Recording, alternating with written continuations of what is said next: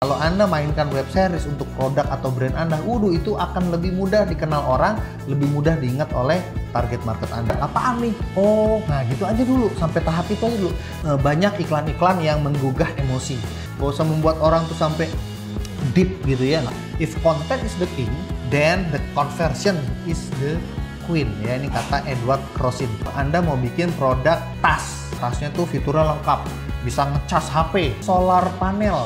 Jadi orang kalau tasnya itu dibawa outdoor, power bank di dalam tas itu otomatis keisi. Jadi nggak usah dicolok-colok power banknya. Jadi bisa langsung digunakan buat ngisi HP. Wih, canggih banget. Memudahkan aktivitas sehari-hari. Nah, sehingga orang-orang nih aktivitasnya apa sehari-hari? Misalnya ibu rumah tangga yang tiap hari cuma nganter anak ke sekolah. Nah, ada video tentang video sepeda listrik. Nah, jadi nggak usah jago naik motor. Ya kan, which is kalau beli motor harganya mahal. Selain harganya mahal, motor harus ngurus surat-surat, harus punya SIM. Nah, udah deh pakai sepeda kita aja deh. Sepeda dengan tenaga surya misalnya. Sehingga bisa mendukung Anda nganter anak ke sekolah. Anda visualkan tuh, ibu-ibu nganter anaknya ke sekolah. Divisualin, direkam video kayak begitu.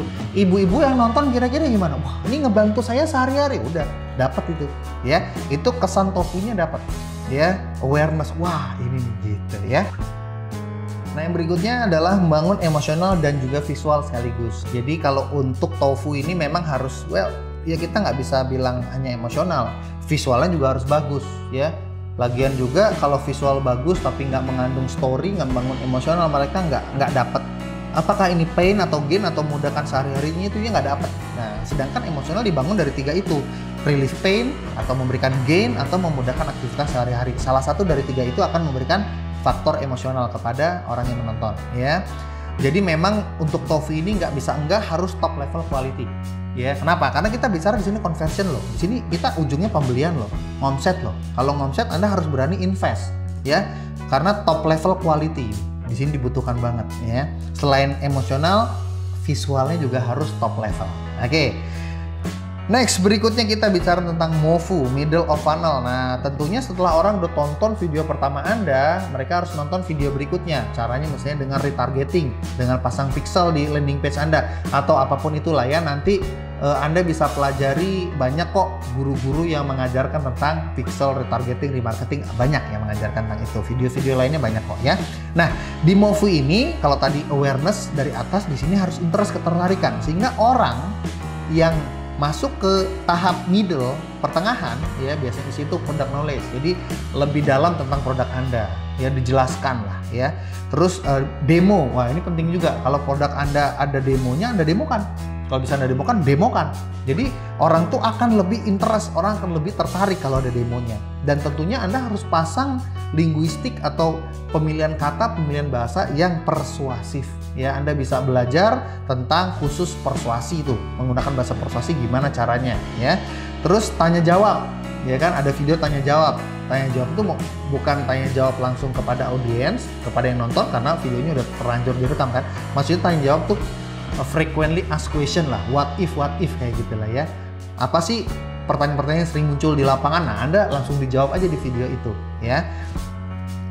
Bahkan di tahap middle of funnel ya, target market itu harus mendapatkan pencerahan atau informasi terkait untung atau rugi. Itu akan desire. Bukan yang tertarik, tapi mereka menjadi lebih panas lagi, desire. Untung ruginya buat saya apa? Ya. Kalau interest tadi hanya tertarik, wah boleh juga nih gitu loh. Wah bagus juga nih. Wah ini kayaknya gue banget nih. Ya udah, produknya nih cocok buat kebutuhan saya nih, ya kan gitu. Tapi kalau bicara untung rugi, itu udah beda lagi. Misalnya 5 pendaftar pertama, wah, lihat 50 pembeli atau penelpon pertama, kayak gitu-gitulah. Mendapat diskon spesial kayak gitu-gitu. Itu udah untung rugi. Atau bikin komparasi, ya. Menggunakan produk Anda dengan menggunakan produk lain, apa komparasinya, perbandingannya? Produk Anda misalnya lebih murah dan produk Anda lebih user friendly, lebih mudah digunakan. Nah, itu semuanya akan berpengaruh untung rugi, sehingga orang akan lebih panas lagi. Orang pokoknya kalau nggak pakai produk Anda tuh rasanya harus rugi gitu loh. Nah, Anda bikin di situ kontennya ya.